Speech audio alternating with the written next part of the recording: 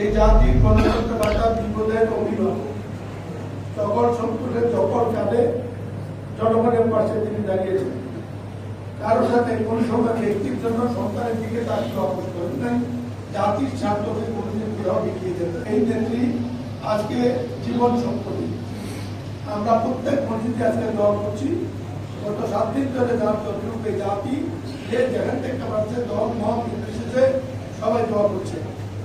আমরা মনে করছি আজকে এখানে দোয়া করবো আপনাদের সবার কাছে, নেত্রীর জন্য, দেশের জন্য, মানুষের জন্য, দেশের ভবিষ্যতের জন্য, আমার জন্য আমরা দোয়া প্রার্থনা করছি।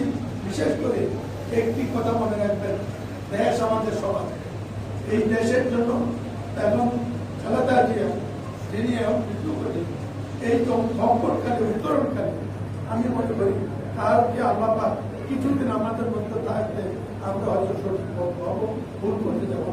সেই জন্য আল্লাহর কাছে আমাদের উদ্দেশ্য মঞ্জুর করে নেত্রীকে দেখায় তারা করুন, এই প্রার্থনা আপনাদের প্রত্যেকে চেয়ে আপনাদের করে আল্লাহ আপনার দরবারে হাত বাড়িয়েছে, আমাদের যাবতীয় আমল কবুল করে।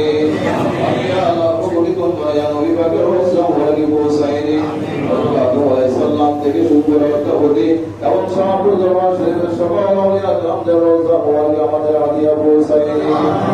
আর রব্বুল আলামিন বিশেষ করে আল্লাহ আমাদের আব্বা আম্মু দরজাতে না মানে যে যেখানে শুয়ে আছে প্রত্যেকের রূহ মাগফিরাতের হাদিয়া পৌঁছায়নি।